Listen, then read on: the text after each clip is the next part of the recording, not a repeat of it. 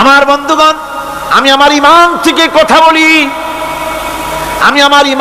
কথা বলি, কোরআন এবং হাদিস পড়ে যতটুকু আল্লাহ বোঝার তৌফিক দিয়েছেন সেই কথাগুলি পেশ করার জন্য চেষ্টা করি। বন্ধুগণ, এদিক ওদিক কোনো দিকে না ঘুরে মসজিদে যান, মসজিদে গিয়ে নামাজ পড়েন, আর আল্লাহর কাছে হাত পেতে আল্লাহরে বলেন। সেজদা গিয়া যখন রব্বুল আলামিনের দরবারে কিছু চাইবেন, হুজুরের কাছে জিজ্ঞেস করা হয়েছে, হুজুর, বান্দা কখন আল্লাহর নিকটবর্তী হয়ে যায়?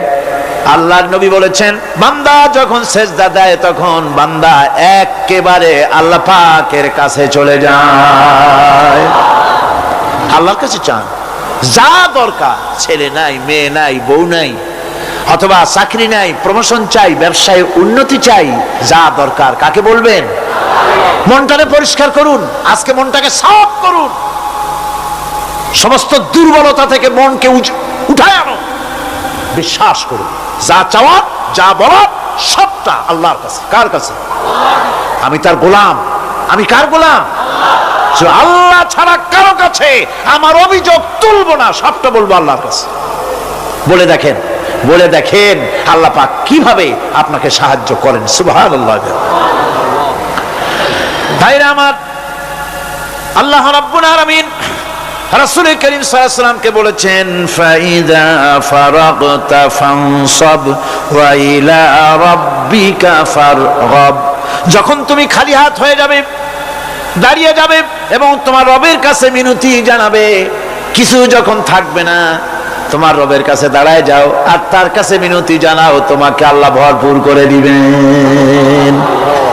ভান্ডের কোনো অভাব নাই। আমাদের ভান্ড হচ্ছে যত দেব তত কমবে, আর আল্লাহর ভান্ড যত দেয় তত সমান সমান থাকে, মোটেই কমে না। সুতরাং দয়াল বাবা, বাবাজান, কেবলাজান বাবা কি যে কবে আর কি করবে দিশা করতে পারে না। গান বাজনা, তারপরে গোসল শরীফ, কি জানি হাবিজাবি শরীফ, কোন শেষ বেদাত দিয়ে ভরে গেছে। এগুলি বিশ্বাস করবেন না, বিদআত খারাফা, এর সাথে মুসলমানের কোনো সম্পর্ক নাই। গান বাজনার সাথে মুসলমানের কোনো সম্পর্ক। হাতে কতগুলো ঢোল নিয়ে তারপরে মাজারের কাছে গিয়ে ঢোল বাজায়, কবরের কাছে, মাথায় কতগুলো চুল, দাঁতে ময়লা, মোষগুলা ঠোঁট দুইটা ঢাইকিয়া দাড়ির কাছে এসে পড়ছে। হায় হায় রে, এই রকমের মোষ আমি মাঝে মধ্যে চিন্তা করি যে দই খায় কেমনে এরা, গাঁজা মদ খাইয়া এগুলো মাজার মধ্যে গিয়ে পড়ে থাকে। আর কি জানি আছে ওইটারে ঘষে এলো আর বলে, মদিনা যাব কেমনে, মদিনা যাব কেমন। তুই মদিনা যাবি কেমনে? মদ খেয়ে গাঁজা খেয়ে তুই যাবি মদিনা? একটা কথা হইলো? তোর নাপাক কদম আল্লাহ পাকের আরদে মুকাদ্দাসে উঠতে পারে না। বদকার, জিনাকার, শারাবি, কাবাবি, আল্লাহ পাকের নাফরমান, কতগুলা শালু কাপড় গায়ে দিয়া, মাথায় কতগুলা চুল রাখিয়া, তারপরে গ্রামের নামে শরীফ। আশ্চর্য কথা, এই গ্রামের নাম শরীফ, ওই গ্রামের নামের মাথায় গিয়া শরীফ। শরীফ তো মক্কা শরীফ, মদিনা শরীফ, কোরআন শরীফ, হাদিস শরীফ। আর শরীফের দরকার নাই। শরীফের জাত মারছে গ্রামে গ্রামে শরীফ লাগাইয়া, কর্ণফুলী শরীফ, চন্দ্রকোনা শরীফ। আশ্চর্য কথা, শরীফ শব্দের একটা ইজ্জত থাকা উচিত, ঠিক কিনা কন? আপনাদেরকে সতর্ক হতে হবে। আনুগত্য এবং গোলামি সকল ব্যাপারে আল্লাহ পাকের করতে হবে, চাইতে হবে কার কাছে? আল্লাহর কাছে। আমার এই কথা আপনাদের মনে আছে কিনা জানি না। সম্রাট শাহজাহানের সময় এক ফকির, এক ভিক্ষুক ভিক্ষা করে বেড়াতো। 70-80 বছর বয়স হয়ে গিয়েছে। এক লোক বলছে, সারা জীবন তো তোমার ছোটবেলা থেকে ভিক্ষা করতে দেখলাম। সে বলল, মানুষের দেয় তো 2 পয়সা 1 পয়সা, ভিক্ষা ছাড়া করবোটা কি? লোকটি বলল, তোমার একটা পরামর্শ দেই, একদিন সম্রাটের কাছে গিয়ে যে দেখো, একবারে যা দেবে খাইয়া কুলাইতে পারবে না। সম্রাট শাহজাহান কোথায় আছে এখন? দেখো গিয়া মসজিদে আছে। লোকটি মসজিদের বাইরে গিয়ে দেখে সম্রাট একা হাত তুলে বসে আছে, চোখ থেকে পানি পড়তেছে দর দর করে, দাড়ি ভিজে জামায় পড়তেছে। বহুক্ষণ দাঁড়িয়ে আছে। এরপরে সম্রাট তার মুনাজাত শেষ করে বেরিয়ে আসছেন, ফকিরের সঙ্গে দেখা। ফকির বলল আসসালামু আলাইকুম, তিনি বললেন ওয়ালাইকুম আসসালাম ওয়া রাহমাতুল্লাহ। ফকির রওনা করেছে।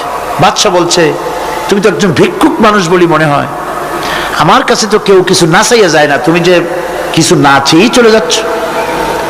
ভিক্ষুক বলছে, জাহাপানা, সত্যি কিছু চাইতে এসেছিলাম আপনার কাছে, কিন্তু আপনার অবস্থা দেখে আমার জ্ঞানের চোখ খুলে গেছে। আমি দেখতে পেলাম আমি যে সম্রাটের কাছে ভিক্ষা চাইতে আসলাম, আমি তো শুধু তাকায় আছি, আমি তো কান্দি না, বরং আমি যার কাছে চাইতে এসেছি তিনি আমার চাইতে আরো নগণ্য ভিক্ষুকের মতো হয়ে কার কাছে যেন হাত পেতে চোখের পানি ফেলে কান্দে। মনে মনে ভাবলাম, সম্রাট কান্দে যে সম্রাটের কাছে, ওই আল্লাহ ছাড়া জীবনে কারো কাছে কিছু চাইব না। আল্লাহর কাছে চাওয়ার অভ্যাস করুন, তিনি দিতে পারেন, সবকিছু তার আছে। এই বিশ্বাস মনের ভিতরে জমাতে হবে, তাহলেই সত্যিকারের মুসলমান আমরা হব। আল্লাহ পাক সত্যিকারের গোলাম আমাদেরকে বানাবেন, আমরা বলি আমিন। مثل الذين ينفقون أموالهم في سبيل الله كمثل حبة আল্লাহর রাস্তায় খরচ করা এর দৃষ্টান্ত হলো একটা দানার মতো, যেই দানাটা থেকে 7টা ডাল বেরিয়ে গেল। ফি কুল্লি সুমবালাতিন মিআতু হাব্বা, একটা দানা থেকে 7টা ডাল বেরোলো, এক একটা ডালে 100 করে দানা হলো, সব মিলাইয়া 700 দানা হয়ে গেল। والله يضاعف لمن يشاء والله واسع عليم। আল্লাহ পাক বলেন, এই পৃথিবীতে একটা দানায় 700 দানা যে আল্লাহ রাব্বুল আলামিন তোমার হাতে ধরায় দিলেন, সে আল্লাহ পাকের ব্যাংকে যদি টাকা জমা রাখো, আল্লাহর রাস্তায় যদি খরচ করো, 700 গুণ বাড়াইয়া আল্লাহ তোমার হাতে ধরাইয়া দিবেন। আল্লাহু ইউদাইফু লিমান ইয়াশা, আর আল্লাহ ইচ্ছে করলে এর থেকেও বেশি তোমাকে দান করবেন। সুবহানাল্লাহ, কোন জোরে। আর এই দান করতে হবে মরার আগে। কোন সময় দেবেন কোন? আমার দেশে বহু মুসলমান আছে যারা বলে, হুজুর আসি আপনাদের পিছনে, যা বলেন আসি, জীবন দিয়া দেব। এরা খুব চালাক, জীবন দিতে চায়, মাল দিতে চায় না। আল্লাহ তো আগে জীবন চায় নাই, আল্লাহ আগে কি চেয়েছেন? কোন আল্লাহ আগে কি চেয়েছেন? আল্লাহ চেয়েছেন মাল। ওয়াতুজাহিদুনা ফি সাবিলিল্লাহি বিআমওয়ালিকুম ওয়া আনফুসিকুম। আল্লাহ পাক বলেন, জিহাদ করো আমার রাস্তায় মাল দিয়ে আর জান দিয়ে। মাল দাও আগে, মাল না দিয়া যদি আগে মরে যাও, মালটা তো থেকেই গেল। সুতরাং মাল আগে আমার রাস্তায় দাও। দেবা কখন? মরার আগে দাও। وَأَنفِقُوا مِمَّا رَزَقْنَاكُم مِّن قَبْلِ أَن يَأْتِيَ أَحَدَكُمُ الْمَوْتُ। আমার রাস্তায় খরচ করো মৃত্যু আসার আগে। فَيَقُولَ رَبِّ لَوْلَا أَخَّرْتَنِي إِلَى أَجَلٍ قَرِيبٍ। যদি মরার আগে না দাও, মৃত্যুর সময়, মৃত্যু যখন এসে গেল, সেই সময় যদি বলো, অনুশোচনা যদি করো, আহারে যদি আমি সময় পাইতাম, একটুখানি যদি সময় দিতে আল্লাহ, একটু সময় আমারে যদি দাও, ফাসাদ্দাকা ওয়া আকুম মিনাস সলিহিন, দান সদকা করব, সব আল্লাহর রাস্তায় দিয়ে দেব, আর আমি সালেহ বান্দাদের মধ্যে শামিল হয়ে যাব। আল্লাহ একটু সময় আমারে দাও। আল্লাহ পাক বলছেন, ওয়ালা ইউআখিরাল্লাহু নাফসান ইযা জাআ আজালুহা আল্লাহু খাবীরুম বিমা তা'মালুন। মৃত্যুর নির্ধারিত সময় আসলে 1 সেকেন্ড আগে পাশে করা হবে না। সুতরাং মৃত্যুর আগে খরচ করো। আপনি মনে করবেন যে আপনি মরে গেলে পরে আপনার ছেলে মেয়ে আপনার জন্য করবে, খরচ করবে। হ্যাঁ করবে ঠিক, মরার পরে কুলখানির পরে 40, তারপরে শেষ, এরপর আর করবে না। আপনার ছেলে মেয়ে আপনার জন্য করবে তার প্রমাণ তো আপনি নিজে। আপনি আপনার ছেলের মেয়ের জন্য কি করেছেন, আপনার মা বাবার জন্য কি করছেন? আপনার মা বাবার জন্য যদি আপনি কিছু না করে থাকেন, আপনার ছেলে মেয়েও আপনার জন্য করবে না। সুতরাং নিজের কাজ নিজে করেন। আপনার পিঠ যদি চুলকায় আর নাতিরে যদি বলেন নাতি পিঠটা চুলকায় দাও, সে যে জায়গা চুলকাবে আপনি করবেন উত্তর দিকে, সে উত্তর দিকে, দক্ষিণ দিকে, উপরে, নিচে, পিঠে, পাছার কাছে, যে জায়গায় আঙ্গুল দেবে আপনি করবেন ওখানে না, আবার আরেকটু উপরে দাও, আরেকটু পাশে দাও, জায়গা মতো পড়বেই না। আর কষ্ট করে নিজের হাতটা যদি পৌঁছাইতে পারেন জায়গা মতো পড়ে, একবার চুলকানি মারলেই চুলকানি শেষ, ঠিক কিনা?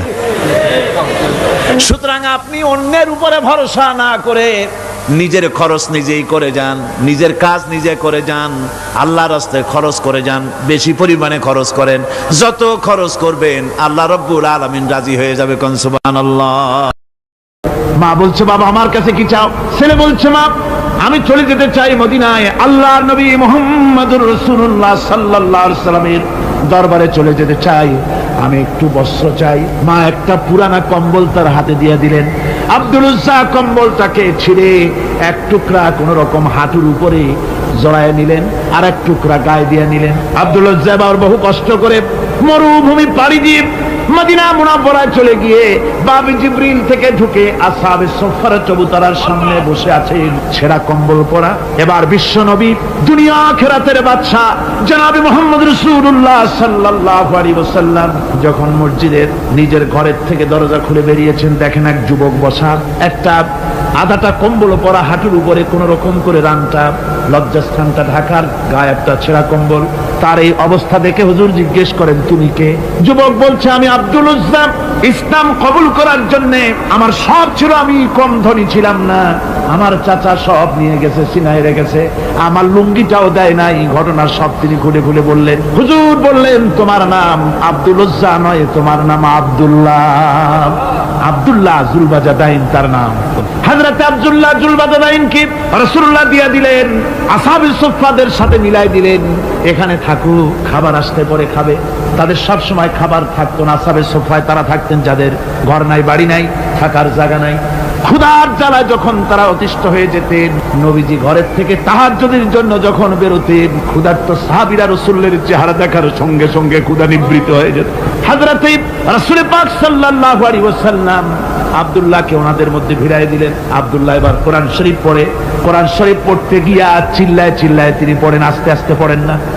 সাহাবীরা বিরক্ত হয়ে রাসূলের কাছে নালিশ করলেন যে বড় চিল্লায় কোরআন পড়ে, আমাদের নামাজেও ডিস্টার্ব হয়।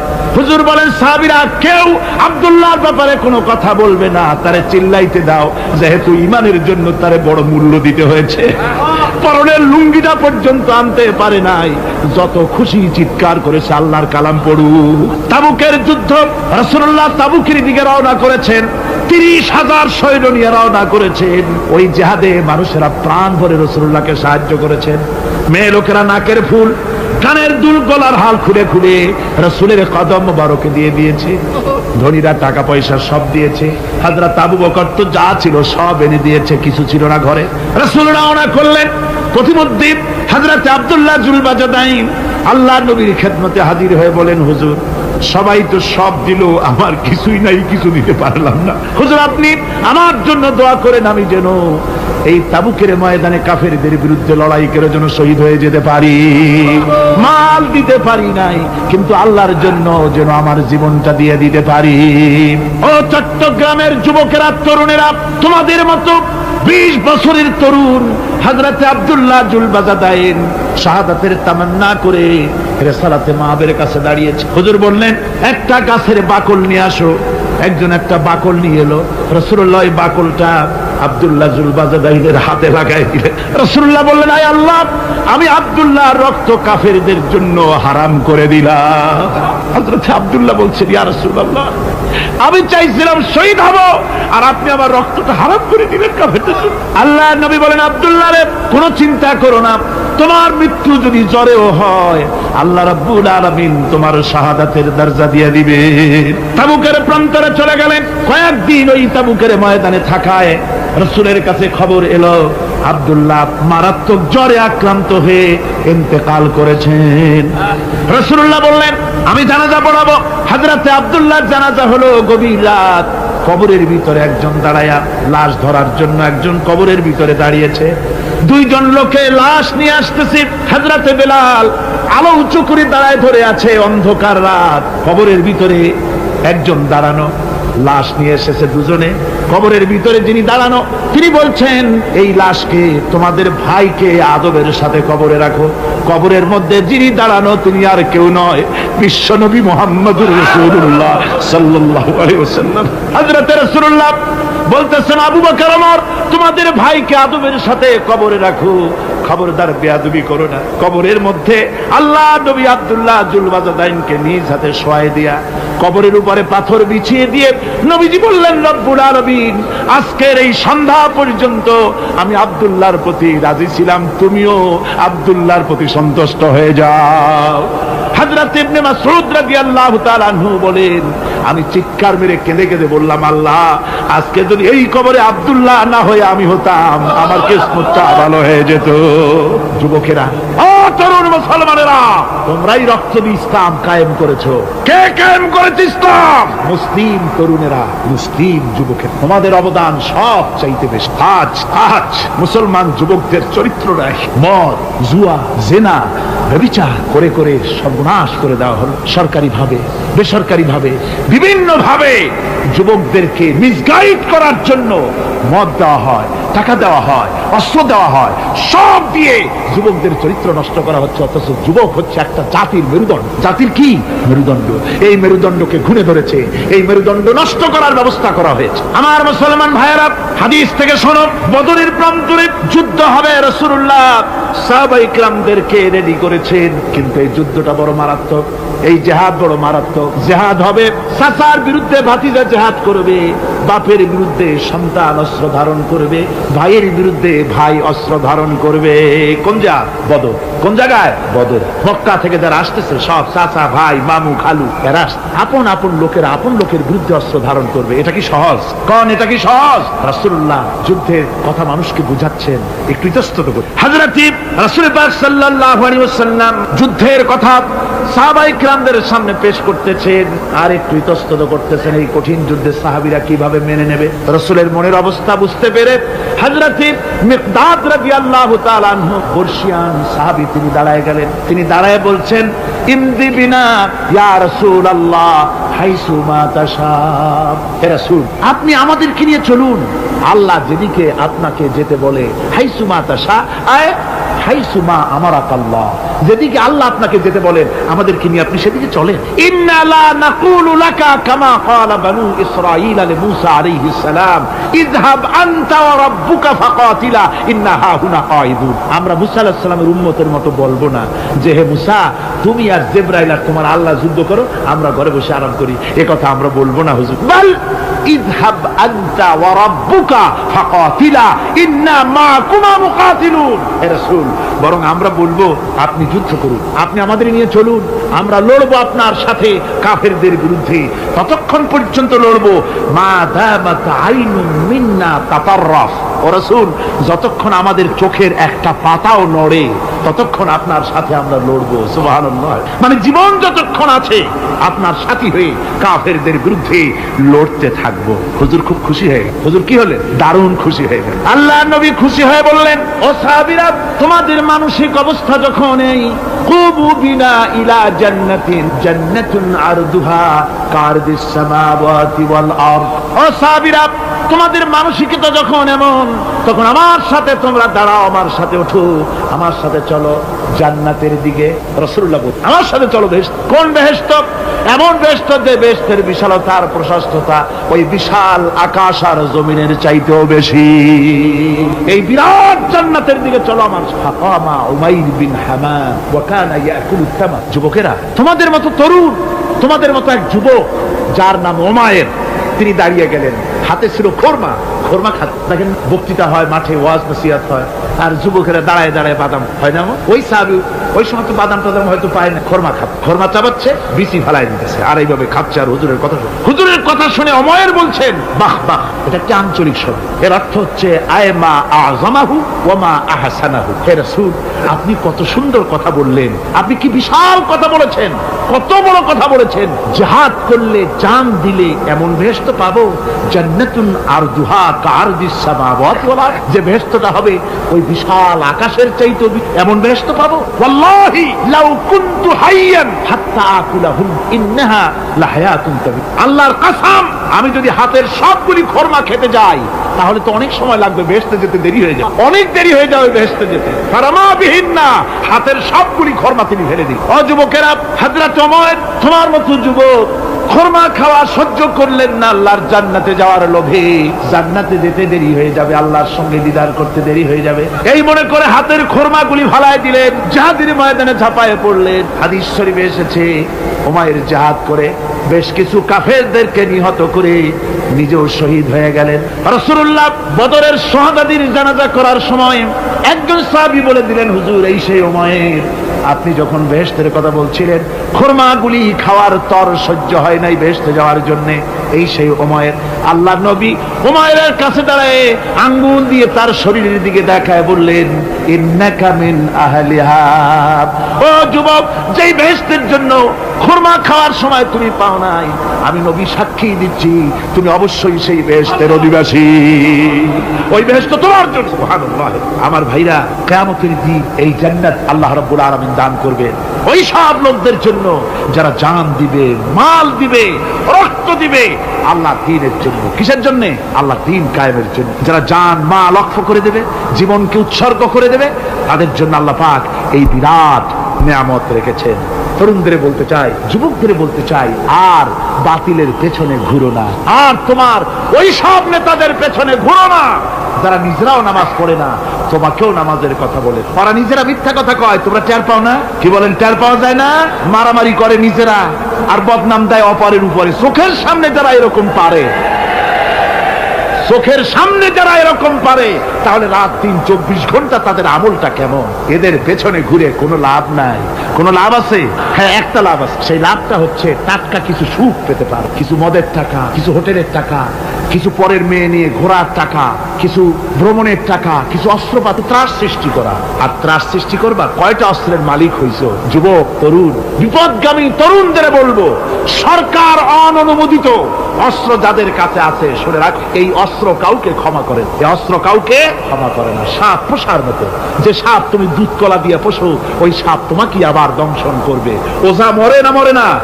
সাপ খেলা যারা দেখায় তারা মরে কিনা?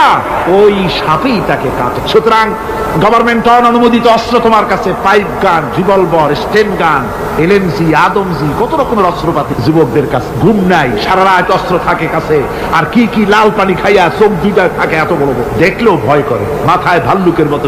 মানুষ মারো তোমরা, মানুষ মারো। আহা, যারে মারলা একটুখানি হিউম্যান বিবেক দিয়ে চিন্তা করো। যাকে মেরেছ ওই রাত্রে তার বাড়ির কাছে যাও, ওই রাত্রে গোপনে তার বাড়ির কাছে গিয়ে দেখো তার মা কিভাবে তার সন্তানের জন্য কাঁদতেছে, মায়ের কোলটা খালি হয়েছে বলে কিভাবে কাঁদতেছে, তার বাবা কিভাবে কাঁদতেছে, তার বউ থাকলে কিভাবে ছটফট করতেছে, তার কলিজার টুকরা সন্তান থাকলে কিভাবে আব্বা আব্বা বলে কাঁদতেছে। যারে গুলি করে মেরেছো একবার বাড়ির কাছে গিয়ে কান পাচা শোনো। মনে রাখো যুবক, সন্ত্রাসীরা, শুনে রাখো, অস্ত্র দিয়া মানুষকে যারা মেরেছো, আল্লাহর কসম করে বলি, যেভাবে মেরেছো ওইভাবে তোমাকেও নিহত হতে হবে, কোনো সন্দেহ নাই। বাড়িতে গিয়ে ডায়েরিতে লিখে রাখো আমার কথা। থামুন, বাড়িতে গিয়ে ডায়েরিতে লিখে রাখো, ডায়েরিতে লিখে রাখো, যদি তুমি কাউকে হত্যা করে তার বউকে যদি বিধবা বানায় থাকো, তোমার বউ বিধবা হবেই। তুমি যদি কারো ছেলেকে এতিম বানায় থাকো, তোমার ছেলেকে আল্লাহ এতিম বানায় রাস্তায় ভিক্ষা করায় ছাড়বে। তুমি যদি কারো বাপকে মাকে কাঁদায় থাকো, আল্লাহ রাব্বুল আলামিন তোমার মা বাপকে কাঁদাবে। তুমি যদি বেয়নটের খোঁচা দিয়া, ড্যাগারের খোঁচা দিয়া একটা মানুষকে যদি বুক ফেলে থাকো, তোমার বুকটা ঝাঁঝরা করে দেওয়ার মতো অস্ত্র আল্লাহ তৈরি করে রেখেছে। বিশ্বাস করো, বিশ্বাস করো। অননুমোদিত অস্ত্র থানায় জমা দিয়ে দাও, মসজিদে ঢোকো, নামাজ পড়ো, চরিত্রবান হয়ে যাও। তোমাদের প্রতি আমার উদাত্ত দাওয়াত, আমার বুক ভরা দরদ। তোমাদের বিরুদ্ধে আমাদের কোনো বিদ্বেষ নাই, হিংসা নাই, আছে কলিজা বড় দরদ। দেখতে পাচ্ছি জাহান্নামের দিকে যাচ্ছে। এ পথটা কোন দিকের পথ? যারা বলেন কোথার পথ? ওই নেতাদের পিছনে আর চলো না, তওবা করো। ওই নেতাদের পিছনে আর যাবে না যারা তোমাদেরকে টাকা দেয় আর অস্ত্র দেয়, যারা তোমাদেরকে মদ দেয় আর নারী দেয়, ওদের পিছনে আর চলবে না। ওয়াদা করো। যুবকরা কি পারবে ওয়াদা করতে? ওই সব নেতাদের পিছনে জীবনে আর যাবে না, ওয়াদা করতে পারো? হাত উঁচু করে দেখাও যুবকেরা।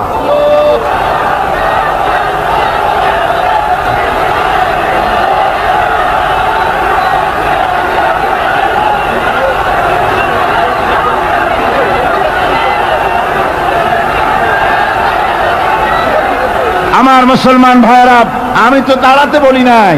জি জি জি জি জি জি বসেন বসেন। যে বুঝতে পেরেছি কালকের টেকনিক অবলম্বন করেছেন আপনারা আর কি, এই সুযোগে একটু কোমরটা সোজা করে নিলেন। বুঝতে পেরেছি, আমরা কিছু মাইন্ড করিনি।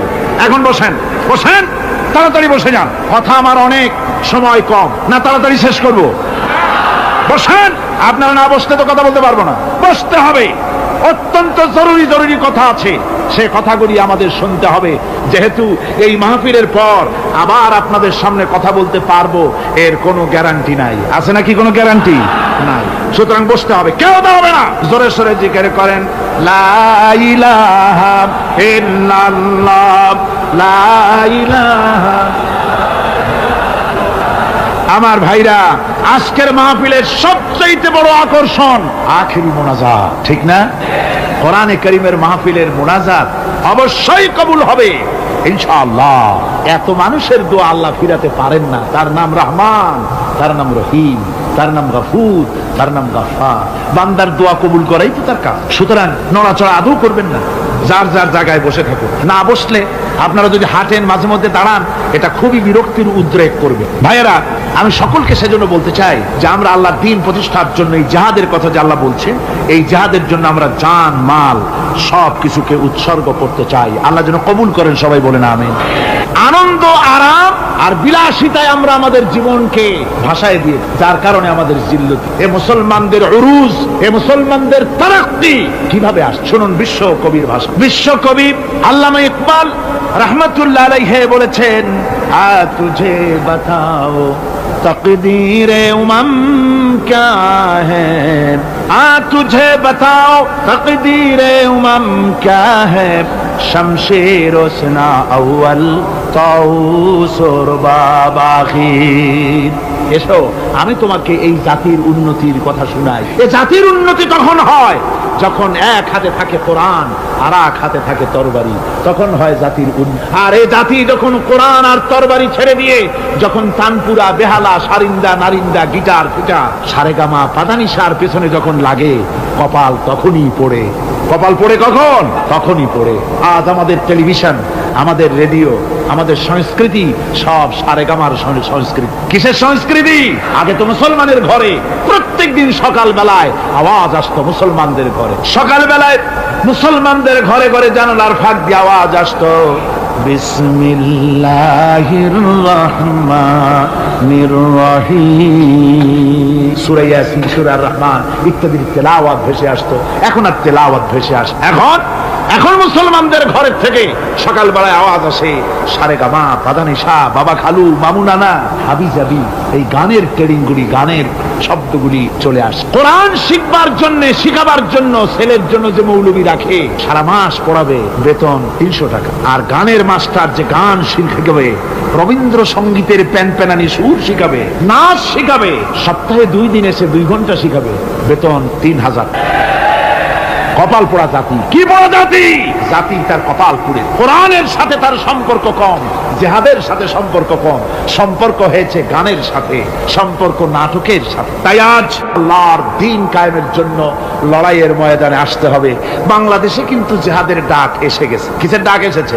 জিহাদের ডাক। এই জিহাদে সাড়া দিতে হবে। আমি আগেই বলেছি, ওই জিহাদ ওই রকম না যে লাঠি ঠেঙ্গা নিয়ে যাবাই বলে। জিহাদ হচ্ছে বাতিলের বিরুদ্ধে। টেলিভিশনের ভিতরে নাটকের মাধ্যমে ইসলামকে অসম্মান করা হচ্ছে, মুসলমানদের দাড়িকে অসম্মানিত করা হচ্ছে, টুপিকে অসম্মানিত করা হচ্ছে, তারপরে সিনেমার ভিতরে, গানের মধ্যে ইসলামকে অপমানিত করা হচ্ছে। যার কারণে বিরোধীর এর বিরুদ্ধে জাতি সোচ্চার না হওয়ার কারণে আস্তে আস্তে মুসলমানদের ঈমান কমে যাচ্ছে।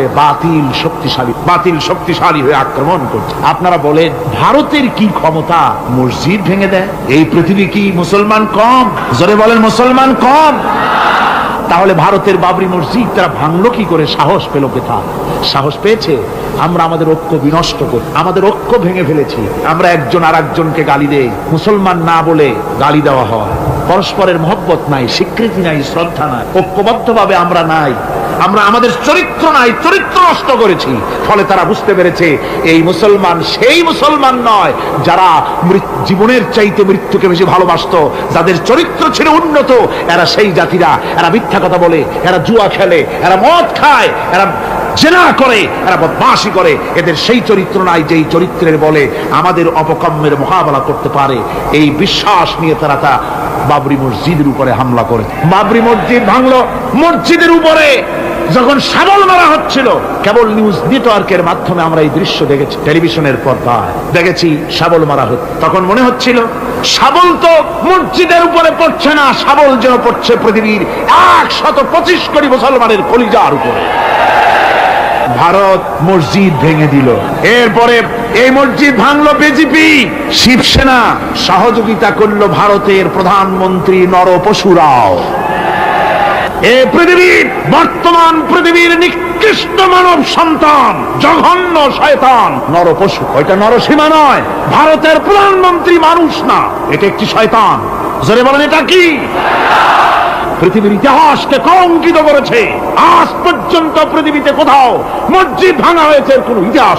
আর ভারতের বেয়াদব সরকার বাংলাদেশে যখন সংসদে ভারতীয় এজেন্টদের প্রতিবাদের মোকাবেলায় যখন ভারতের এই কাজের নিন্দা জানানো হলো, ভারতের বেয়াদব সরকার তখন বলছে বাংলাদেশের গতিবিধির উপরে আমরা কড়া নজর রাখছি। বেটা বেয়াদব, বাংলাদেশ কি তোমার ভুটান না সিকিম? বাংলাদেশের উপরে কড়া নজর রাখার অধিকার তোমার নাই। এই পৃথিবীতে বাংলাদেশের সবচাইতে বড় দুশ্মন ভারত। সবচাইতে বড় দুশ্মন কে?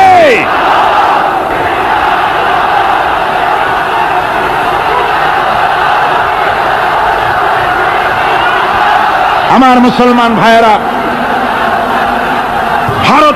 ভারতের জনগণের সাথে আমাদের কোনো বিদ্বেষ নাই, ভারতের জনগণের সাথে আমাদের কোনো শত্রুতা নাই, ঠিক কিনা? আমাদের দুশ্মনী নরপশুর সাথে। তুমি একটা সরকার, তোমার হাতে রয়েছে সেনাবাহিনী, তোমার সাথে বিএসএফ, তোমার হাতে ল্যান্ড ফোর্স, এয়ার ফোর্স, সব বাহিনী তোমার হাতে। মসজিদ ভাঙে চোখের সামনে, তোমার বাহিনীর লোকেরা অস্ত্র নিয়ে দাঁড়িয়ে থাকে, একটা ফাঁকা গুলিও করলো না। করছে একটা ফাঁকা গুলি? মুসলমানেরা প্রতিবাদ করলো। সেই প্রতিবাদের মুখে মুসলমানদেরকে গুলি করে মারা হলো। কারফিউ দিয়ে পুলিশেরা মুসলমানদের ঘরে ঢুকে মুসলমানদেরকে বের করে এনে বেয়নেট চার্জ করে শহীদ করে দিল। দিল্লি, মিরাট, দিল্লিতে, মিরাটে, কলকাতায়, বোম্বে, মাদ্রাস, গোটা ভারতে সাম্প্রদায়িক দাঙ্গা দিয়ে ডুবিয়ে ফেলে মুসলমানেরা আজকে তা সেখানে এতিম অবস্থায় পড়ে আছে। একটা সরকার এই দৃশ্য দেখতে পারে? মানুষের কোনো মর্যাদা তোমার কাছে নাই। আরো বাংলাদেশের উপরে কড়া নজর রাখবা। 1971-এর বাংলাদেশ এখন না, 93 বাংলাদেশ। তোমার গোলামেরা দেশ শাসন করে না, এদেশে 11.5 কোটি মুসলমান বাস করে। আমরা ভারতকে দেখিয়ে দেব ইনশাআল্লাহ, জিহাদের প্রেরণা নিয়ে যদি প্রয়োজন হয় বাংলাদেশের যুদ্ধ যদি করা লাগে ভারতের সাথে, আর যুদ্ধ করা লাগবে। রাসূলুল্লাহর ওয়াদা আছে। কার ওয়াদা? নাসাই শরীফ, ইবনে মাজাহ, এই সাহাসের দুটি হাদিসের মধ্যে হযরত আবী হুরায়রা রাদিয়াল্লাহু তাআলা আনহু বর্ণিত হাদিস রয়েছে। বলেছেন 2 শ্রেণীর লোক কিয়ামতের দিন জাহান্নাম থেকে মুক্ত হয়ে যাবে। এক শ্রেণী হচ্ছে যারা ঈসা আলাইহিস সালামের সাথে সাথী হয়ে যারা লড়বে আর শহীদ হবে, কিয়ামতে তারা জান্নাতে যাবে, জাহান্নাম থেকে মুক্ত। আর দ্বিতীয় শ্রেণী, ভারতের সঙ্গে একটা যুদ্ধ হবে, রাসূল বলেছেন হিন্দুস্তানের সঙ্গে একটা লড়াই হবে। ওই লড়াইয়ে যারা শহীদ হবে, রাসূলুল্লাহ বলেছেন কিয়ামতের দিন জাহান্নাম থেকে আল্লাহ মুক্ত করে দিবেন। সেই লড়াই ভারতের সাথে আমাদের হবে। ওই লড়াই যেদিন বাঁধবে, বাংলাদেশের সেনাবাহিনী, air force, land force, police শুধু এরাই যুদ্ধ করবে না, বাংলাদেশের 12 কোটি তৌহিদি জনতা শহীদ তিতুমীরের বাস হাতে নিয়ে ভারতকে পিটিয়ে ঠান্ডা করবে ইনশাআল্লাহ।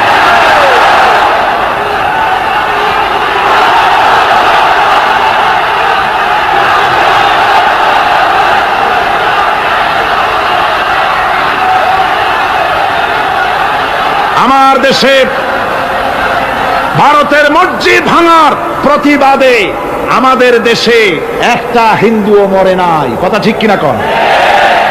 কিন্তু ভারতে বেয়ে গেছে তারা বাবরি মসজিদ। আমার দেশের 15 জন মুসলমান পুলিশের গুলিতে নিহত।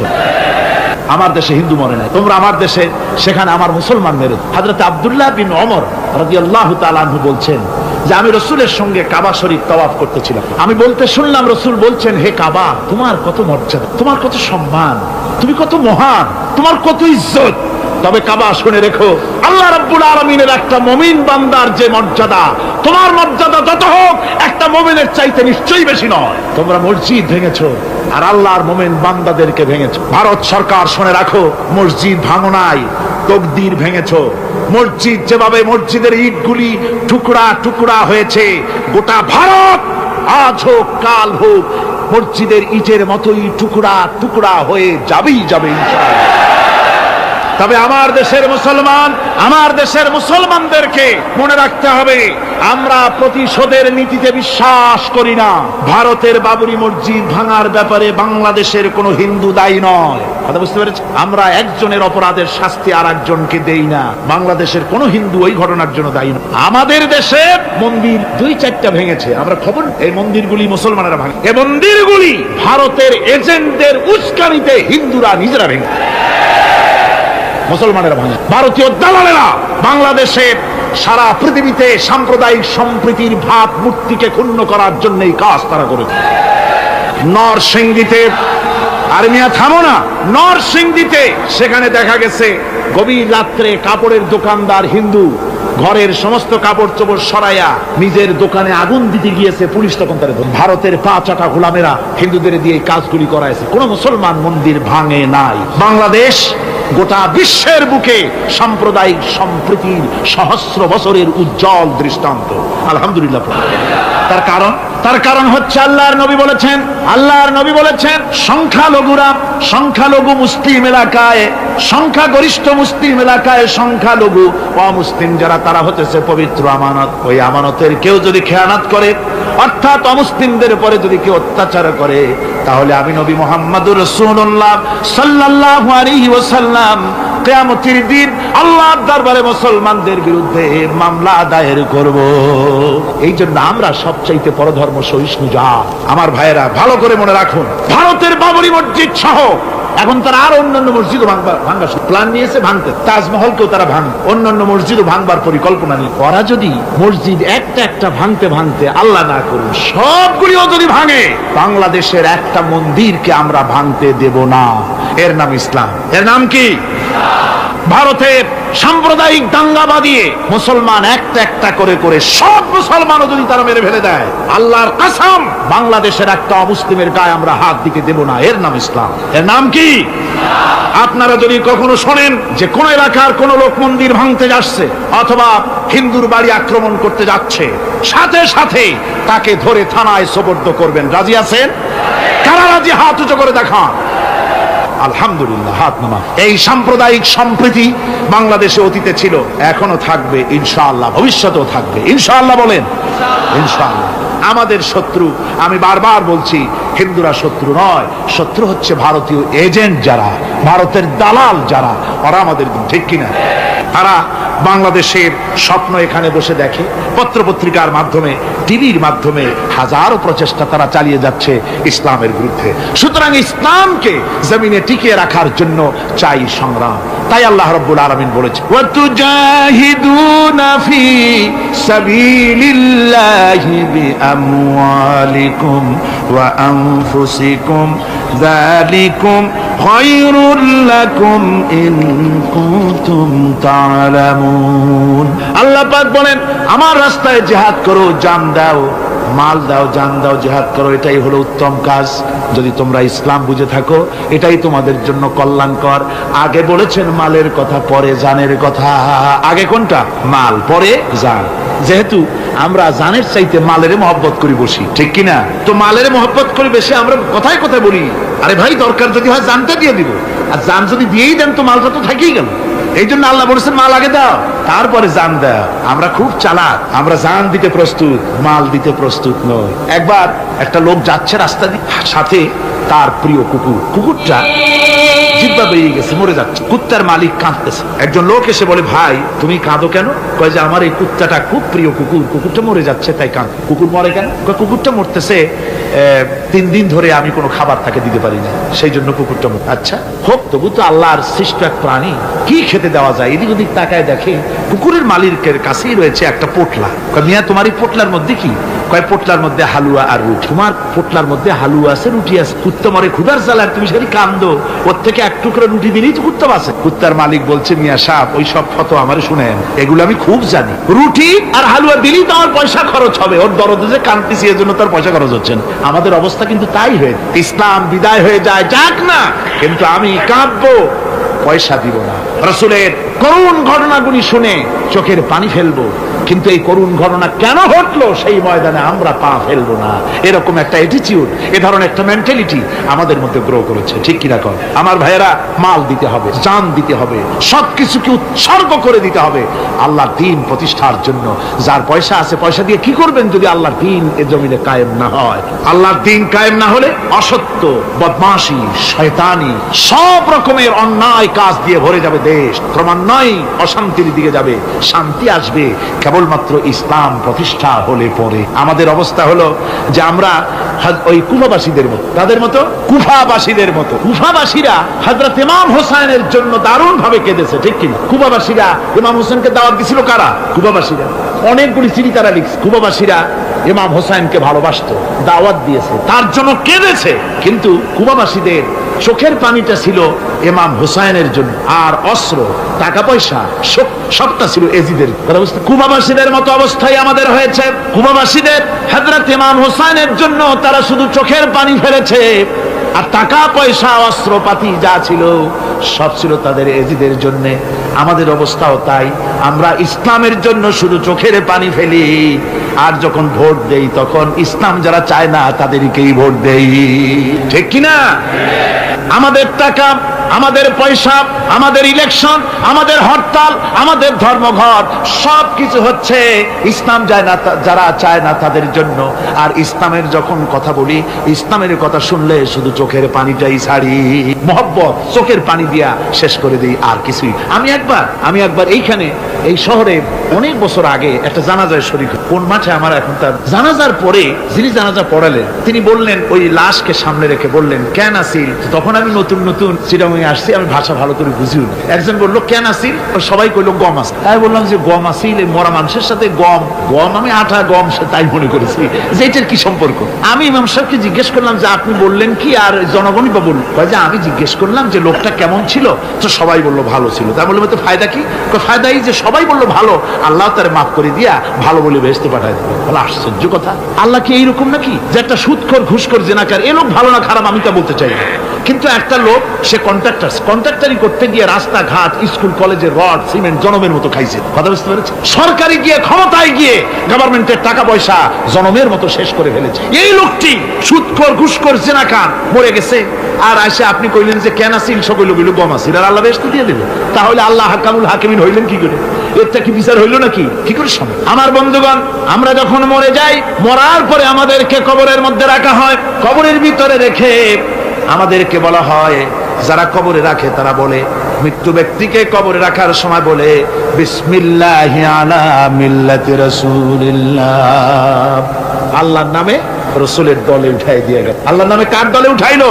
রসুলের দলে। চিন্তা করেন ভাইরা, আল্লাহর নামে রসুলের দলে উঠাইলেন কারে? ঠিক তার যৌবন কালে যত মিছিল করেছে, ধর্মনিরপেক্ষতাবাদের পক্ষে মিছিল করেছে, পুঁজিবাদের পক্ষে মিছিল করেছে, সমাজতন্ত্রের পক্ষে মিছিল করেছে, স্লোগান দিয়েছে, দেওয়ালে লিখেছে, বক্তৃতা করেছে, ভোট দিয়েছে, বই লিখেছে, জীবনে যা কিছু করেছে সব করেছে মানুষের তৈরি করা মতবাদের জন্য। তার ভোট ইসলামের কাজে লাগে নাই, তার ইলেকশন ইসলামের কাজে লাগে নাই, তার দেওয়ালের লেখা ইসলামের কাজে লাগে নাই, তার বক্তৃতা, তার টাকা পয়সা ইসলামের কাজে লাগলো না। মরে গেছে, পরে মরা মানুষটারে উঠাইয়া বললা রাসূলুল্লাহর দলে উঠাইয়া দিলাম। এখন বলো রাসূলুল্লাহ কেন তোমার মতো মরা লাশটাকে তিনি গ্রহণ করতে যাবে?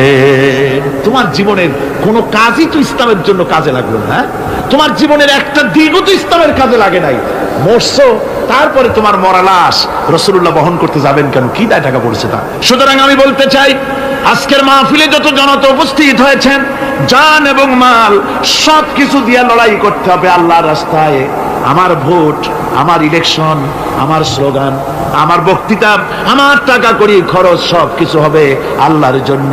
কুল ইন্না সালাতি ওয়া নুসুকি ওয়া মাহইয়ায়া ওয়া মামাতি লিল্লাহি রাব্বিল আলামিন। সবাই পড়েন, ইন্না সালাতি ওয়া নুসুকি ওয়া মাহইয়ায়া ওয়া মামাতি লিল্লাহি রাব্বিল আলামিন। আল্লাহ পাক বলেছেন, বলো আমার নামাজ, আমার হায়াত, আমার কুরবানি, আমার মত সব আল্লাহর জন্য। কার জন্য? আল্লাহর। সুতরাং জিহাদ হলো আমাদের জন্য অপরিহার্য। সেই কথাটি এতক্ষণ ধরে বুঝালাম। বিশ্ব মানবতার মুক্তি, নারীর মুক্তি, শ্রমিকদের মুক্তি, মানুষের মুক্তি, গরিবের মুক্তি, শ্রমিকের মুক্তি, বিশ্ব মানবতা, নির্যাতিত মানবতার মুক্তি আসতে পারে কেবলমাত্র জিহাদের মাধ্যমে। আল্লাহর দ্বীন প্রতিষ্ঠা করে মানুষের মুখে হাসি ফুটানো যেতে পারে। আর কোন পথ আছে? আর কোন পথ আছে? আর কোন পথ নাই। আল্লাহ যেন এই রাস্তায়, এই জিহাদের রাস্তায়, দ্বীন প্রতিষ্ঠার রাস্তায় আমাদেরকে সক্রিয়ভাবে অংশগ্রহণের তৌফিক দেন। সবাই বলুন আমিন। সবাই বলুন আমিন। এবার আমি বলবো মা বোনদের ব্যাপারে। মা বোনেরা বিগত 4 দিন এ মাহফিলে এসেছেন। তারা হচ্ছেন আমাদের অর্ধেক। তারা আমাদের কি? এই পৃথিবীর অর্ধেক জনশক্তি নারী। এই নারীর অধিকার ইসলাম কি দিয়েছে তা নারীরা অনেকেই জানেন না।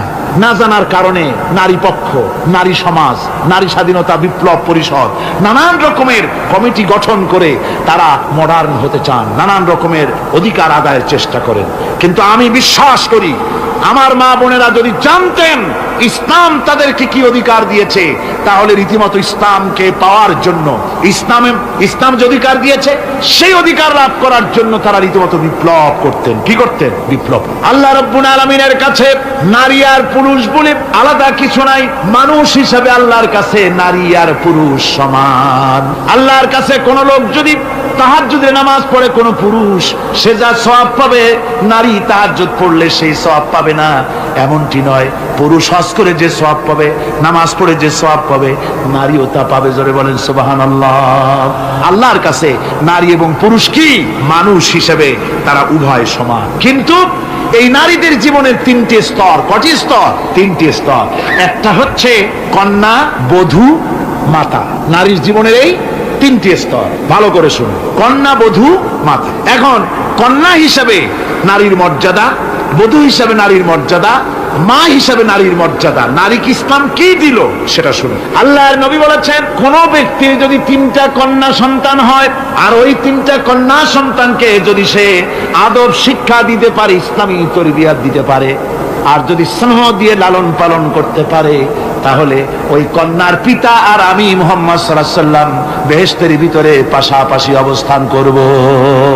সুবহানাল্লাহ পড়ে। এ কথা কিন্তু রাসূলুল্লাহ কোথাও বলেন নাই যে কারো যদি 3টা ছেলে হয় তো আমার সাথে আর সে বেহেশতে একসাথে থাকবে না, তা বলা হয় নাই। বলা হয়েছে কন্যার ব্যাপারে। কার ব্যাপারে বলা হলো? ভালো করে শুনুন। রাসূলুল্লাহ বলছেন, কোন ঘরে যখন একটি সন্তান, একটি কন্যা সন্তান জন্মগ্রহণ করে, তখন একজন ফেরেশতা সেই ঘরে ঢোকে। একজন রহমতের ফেরেশতা আসে। ওই রহমতের ফেরেশতা ঘরের মধ্যে ঢুকে বলে, আসসালামু আলাইকুম ইয়া আহলাল বাইত।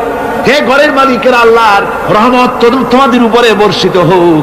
এই কথা বলে ওই ফেরেশতা ঘরের মধ্যে গিয়ে কন্যার মাথার উপরে হাত বুলায় আর বলতে থাকে, এই কন্যা সন্তানটি একটা দুর্বল শরীর থেকে বেরিয়ে এসেছে, এও একটা দুর্বল দেহ, একে যে লালন পালন করবে, দয়া দিবে, স্নেহ দিবে, আল্লাহ রাব্বুল আলামিনের সাহায্য কিয়ামত পর্যন্ত তার সাথে থাকবে।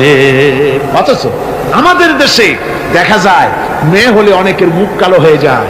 বন্ধুরা জিজ্ঞাসা করে, মিয়া শুনছিলাম তোমার বোন নাকি বাচ্চা হবে, তা অনেক মাস হয়ে গেল, কোনো খবর টবর তো পাইলাম না। কয় যে ভাই আশা করছিলাম যা তা হয় নাই, সেই জন্য টেলিফোনও করি নাই। কি হয়েছে? বলে একটা মেয়ে হয়ে। আছে না এরকম কপাল পোড়া? আছে কিনা কন? বারবার মেয়ে হয় বলে স্ত্রীকে তালাক দিয়েছে, এমন ঘটনাও বাংলাদেশে ঘটেছে। বোর যদি বারবার মেয়ে হয় তাহলে সেজন্য কি স্ত্রী দায়ী?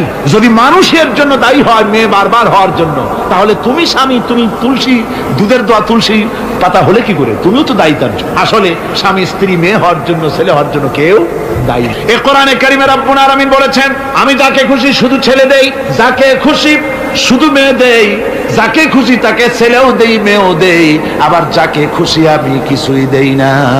তা আমার কুদরত। সুতরাং এতে মন কালা করার। নবীজি বলেছেন কন্যার পিতাদেরকে গালি দিও না। অনেকে টিটকারি করে, বারবার মেয়ে হয় ছেলে একটাও হয় না, সেই জন্য টিটকারি বুটকারি করে। আল্লাহ নবী বলেছেন মেয়ের পিতাকে গালি দিও না, ঠাট্টা করো না, যেহেতু আমি মুহাম্মদ রাসূলুল্লাহ সাল্লাল্লাহু আলাইহি ওয়াসাল্লাম, আমি মেয়েদের পিতা, আমি নিজে মেয়েদের পিতা, খবরদার মেয়েদের পিতাকে গালি দিও না। রাসূলুল্লাহ বলেছেন আকাশের নিচে জমিনের উপরে খাদিজার মতো মহিলা আর নাই। সেই হযরতে খাদিজা রাসূলের 4টি মেয়ে পেটে ধারণ করেছিলেন। সুবহানাল্লাহ। মেয়ের প্রতি রাসূলুল্লাহ যথেষ্ট মহব্বত করতেন, মেয়েকে খুব ভালোবাসতেন হুজুর সাল্লাল্লাহু আলাইহি ওয়াসাল্লাম। হুজুরের কলিজার টুকরা ছিলেন মা ফাতিমা রাদিয়াল্লাহু তাআলা আনহা। হুজুর যখন কোথাও যেতেন সকলের শেষে দেখা করতেন ফাতেমার সঙ্গে, আর বিদেশ থেকে সফর করে এসে সকলের আগে দেখা করতেন ফাতেমার সঙ্গে। সুবহানাল্লাহ। রাসূলুল্লাহ আরো বলেছেন তোমরা যখন বাজারে যাবে বা ব্যবসা করতে যাবে বা বিদেশে যাবে, আসার সময় যে সব হাদিয়া নিয়ে আসো।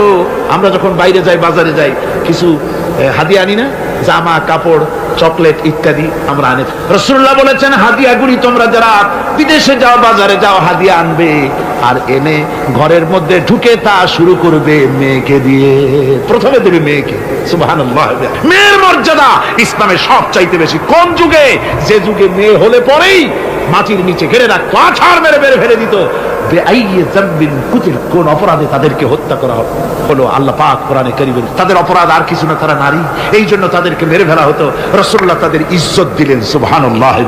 রাসূলুল্লাহ সম্মান দিলেন, ইজ্জত দিলেন তাদের। কন্যা হিসাবে নারীর এই মর্যাদা। ফাতেমাকে রাসূল এত ভালোবাসতেন, ইন্তেকালের সময় হযরত ফাতেমা কাঁদতে কাঁদতে বেহুশ হয়ে যাওয়ার উপক্রম হয়ে গেল। রাসূলুল্লাহ হযরত ফাতেমাকে ইশারা দিলেন, হযরত ফাতেমা তার কান নিয়ে রাসূলুল্লাহর মুখের কাছে লাগাই দিলেন। আল্লাহ নবী কি যেন বললেন কানে কানে, হযরত ফাতেমার কান্না বন্ধ হয়ে গেল। হযরত আয়েশা বলেন মা রাসূলুল্লাহ তোমার কানে কানে কি বললো আর তোমার কান্না বন্ধ হয়ে গেল? হযরত ফাতেমা বলেন ইয়া আম্মা জান, আমার আব্বা আমার কানে কানে বললো মা ফাতেমা তুই কাঁদিস না, তোর কান্না আমার বরদাস্ত হয় না, তোমাকে কাঁদতে হবে না। আমি তোমাকে সুসংবাদ দিয়ে যেতেছি, আমি মরে যাওয়ার পর সর্বপ্রথম তোমার সাথে আমার দেখা হবে। রাসূলুল্লাহর এই ভবিষ্যৎবাণী হযরত ফাতেমা বুঝতে পেরেছেন যে হুজুরের ইন্তেকালের পরে আমার বেশি দেরি হবে না, আমিও তাড়াতাড়ি হুজুরের সাথে শামিল হতে পারবো। হুজুরের ইন্তেকালের 6 মাস পরেই হযরত ফাতেমা রাদিয়াল্লাহু তাআলা আনহা ইন্তেকাল করেছে। কন্যা হিসেবে নারীর মর্যাদা ইসলাম অনেক অনেক গুণে বাড়িয়ে। এই কন্যা শিশু, কৈশোর, যৌবন পেরিয়ে যখন যৌবনে তার বিয়ে হয়ে যায়, আল্লাহ রাব্বুল আলামিন তখন বলেন ওয়া মিন আয়াতিহি আন খালাকা লাকুম মিন আনফুসিকুম আজওয়াজান লিতাসকুনু ইলাইহা ওয়া জাআলা বাইনাকুম মাওয়াদ্দাতান ওয়া রাহমা। আল্লাহ পাক বলেন আমার নিদর্শনের ভিতরে এটাও একটি নিদর্শন যে আমি তোমাদের থেকে তোমাদের জোড়া তৈরি করেছি, তোমাদের স্ত্রীদেরকে তৈরি করেছি, তোমাদের সাথে তোমাদের স্ত্রীর ভালোবাসা সৃষ্টি করেছি, মহব্বত সৃষ্টি করেছি। এই মহব্বত আমি আল্লাহ তৈরি করেছি। আর যখন বুড়ো হয়ে যায় মানুষ, স্বামী স্ত্রী যখন বুড়ার বুড়ি হয় তখন আর ভালোবাসা থাকে না, তখন ওই ভালোবাসা সহৃদয়তার করুণায় আমি আল্লাহ পরিণত করে দেই। বুড়ার জন্য তখন বুড়ি ছাড়া আর উপায় নাই, বুড়িরও আর বুড়া ছাড়া উপায় নাই। তখন ভালোবাসা কোনো বিশেষ কোনো অলক্ষণীয় ভালোবাসা নয়, তখন একের উপরে অন্য একদম নির্ভরশীল হয়ে পড়ে। আল্লাহ পাক বলেন এই অবস্থা আমি আল্লাহ সৃষ্টি করে দেই। সুবহানাল্লাহ।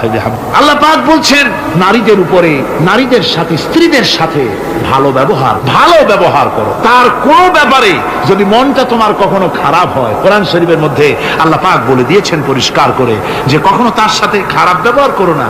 যদি কখনো মন খারাপ হয় তাহলে চূড়ান্ত কোনো সিদ্ধান্ত নিতে যেও না, বরং তোমার জীবনে ওই স্ত্রীর অনেক অবদান আছে, সেসব কথা মনে করে এই সামান্য কিছু ভুলে যাও।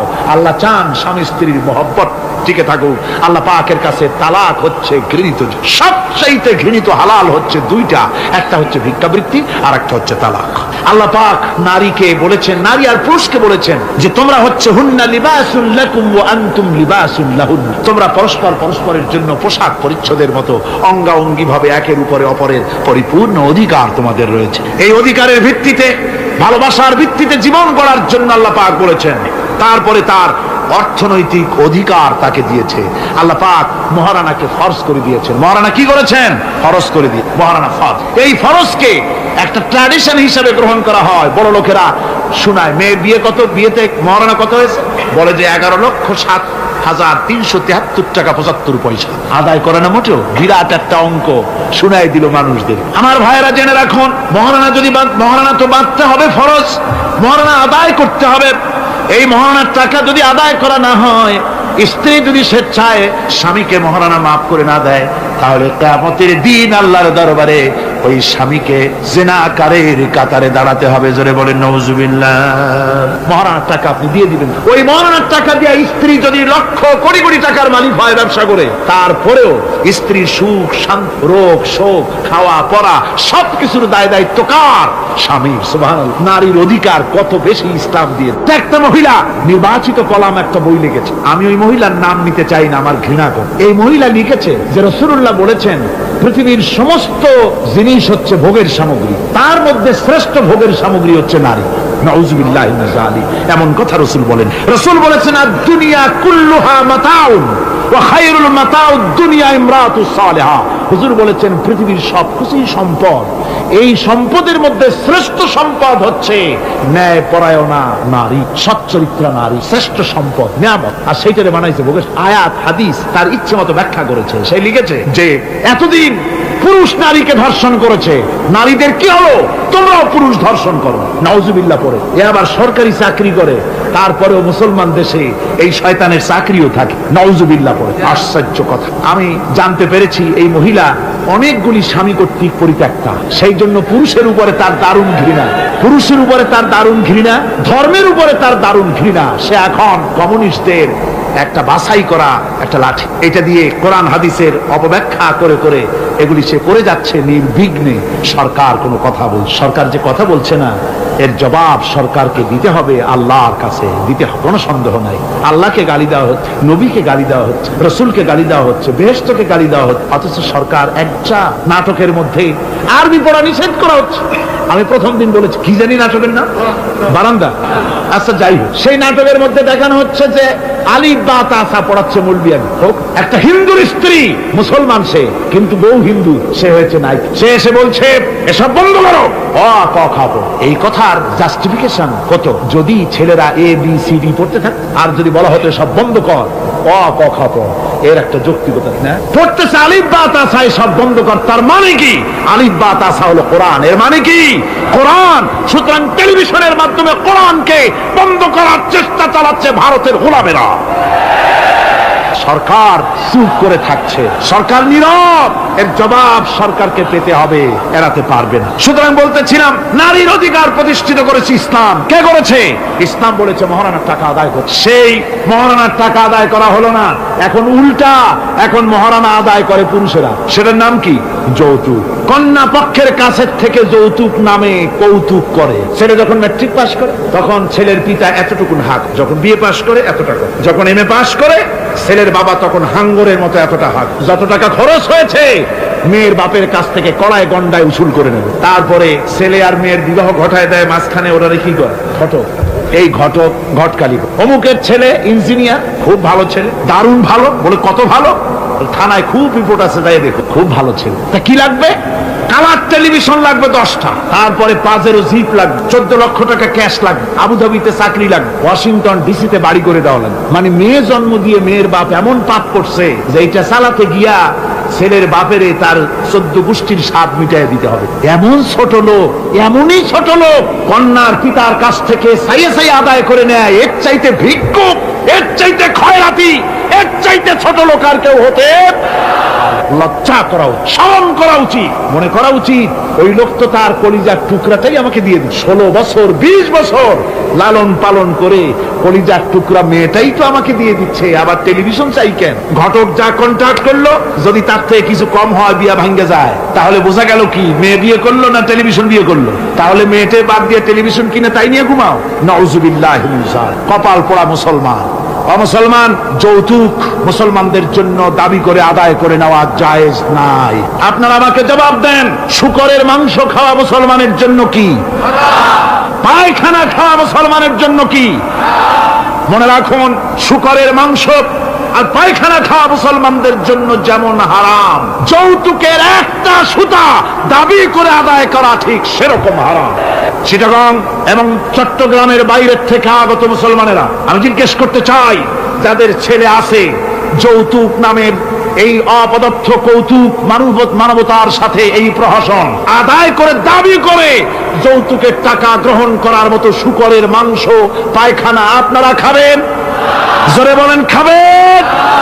যারা ছেলের পিতা আছেন, কোরআনের মাহফিলে হাত উঁচু করে আমাকে দেখাতে হবে, কন্যা পক্ষের কাছ থেকে দাবি করে একটা সুতা আদায় করবেন না। কারা তারা হাত উঁচু করে দেখান, হাত উঁচু করে রাখতে হবে। আলহামদুলিল্লাহ, হাত নামান, হাত নামান। আমি বলেছিলাম ছেলেদের পিতারা হাত তুলবে, কিন্তু বাচ্চা ছেলেরাও হাত তুলে ফেলেছে। অসুবিধা নাই, সব শিশুরা ঘুমিয়ে আছে, কি জানি লক্ষ পিতা লক্ষ শিশু ঘুমিয়ে আছে, হ্যাঁ, সব শিশুদের অন্তরে। কাজে এই শিশুরাই একদিন পিতা হবে, তখন যেন আল্লাহ এই ওয়াদাটা তাদের মনে করায় দেন। জোরে কোন আমিন, জোরে বলেন আমিন। আপনাদের জানা মতে যদি যৌতুক কেউ আদায় করে টের পান, সালাম দিবেন না, তার সঙ্গে সামাজিক বয়কট করবেন, যেহেতু সে নারী নির্যাতনকারী। ঠিক কিনা বলেন? মা বোনেরা সম্মানের পাত্র, তাদেরকে বিয়ে করবেন সম্মান দিয়ে, আপনি টাকা দিয়ে বিয়ে করবেন, আপনাকে পয়সা দেওয়া হবে কেন? শ্বশুর যদি ইচ্ছে করে আপনাকে একটা কলম দেয়, শেরওয়ানি কাপড় দেয়, আবার থালাবাটি ঘড়ি দিতে হবে, তুমি কি খয়রাতি? সম্মান থাকা উচিত, পার্সোনালিটি থাকা উচিত। শ্বশুরের টাকা দিয়ে বড়াই করবে, শ্বশুরের টাকা দিয়ে বাড়ি করবা, চাকরি করবা, লজ্জা করে না মুসলমান? নারী জাতির সম্মান আল্লাহ দিয়েছেন। কে দিয়েছেন? স্ত্রীকে রাসূলুল্লাহ কত ভালোবাসতেন। আল্লাহর নবী বলেছেন, আমার কাছে তিনটা জিনিস প্রিয়, একটা হচ্ছে সুগন্ধি, একটা হচ্ছে নামাজ, আর একটা হচ্ছে স্ত্রী। সুবহানাল্লাহ, স্ত্রী আমার কাছে প্রিয়।